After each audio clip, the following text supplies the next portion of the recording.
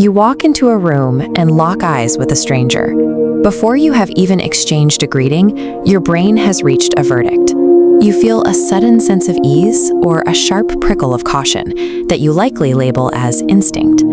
Psychologists call this System 1 processing. This is a suite of rapid, heuristic-driven shortcuts that prioritize immediate action over slow, deliberate logic, allowing the brain to categorize new threats or allies in milliseconds.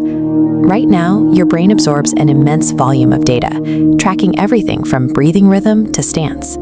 To be useful, the subconscious works fast, causing these data points to coalesce into 5 behavioral metrics, the Roman numeral V. We are going to slow the clock down. By stretching these first 10 seconds, we can move these 5 metrics out of the shadows of the subconscious and map them out clearly. Transitioning these signals from a reflex to a conscious observation changes your perspective. Instead of simply reacting to an impression, you begin to see the specific mechanics of how a person is presenting themselves to you. During seconds 1 and 2, the primary data point is the physical BAP closing between you and the other person. This radar diagram represents metric 1, personal space. The brain uses spatial vectors to calculate a safety baseline.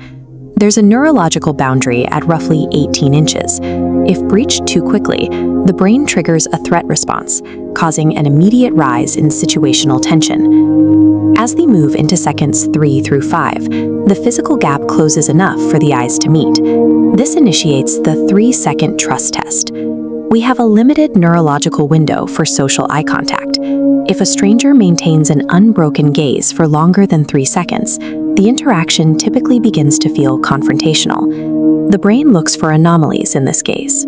A hyper-intense, unblinking stare signals a bid for dominance, while eyes that constantly dart away suggest that the person is struggling with significant internal anxiety or social discomfort.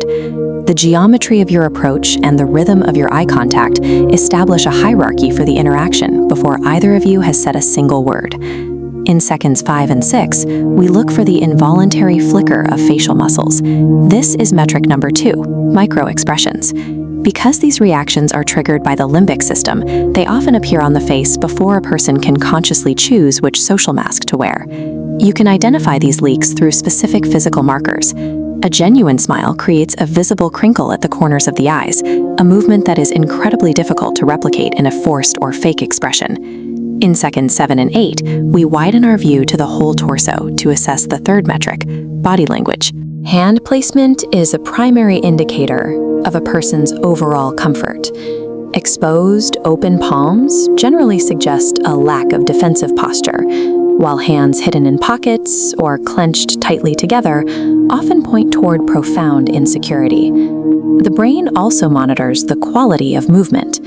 Fidgeting often signals a surplus of nervous energy, but absolute frozen stillness can indicate a high-stress freeze response. By seconds 9 and 10, the silence is finally broken. We reach the 4th metric, first words. Listen for the identity anchor, the way a person frames their opening sentence. While it's only a single data point, a person leading with an "I need" statement prioritizes a different social objective than someone observing the environment. While a person can plan their words, it is far more difficult to control the dilation of their pupils or the hidden tension in their shoulders. If the spoken message is a facade, the physical signals usually provide the correction. You now have a framework to consciously analyze these 5 metrics during any new encounter. You are no longer relying on a vague gut feeling. However, this 10-second decode has a specific limitation. It provides a high-resolution snapshot of a person's current state, but it cannot tell you exactly how that person will behave or react under different circumstances in the future. This timeline represents the 5th metric, consistency. The data from the first 10 seconds is the starting point for a trend line of actual choices. Reliability is confirmed when long-term behavior aligns.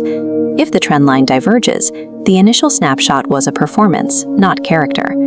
By pairing the immediate insights of the 10-second decode with the evidence of long-term consistency, you build a more objective system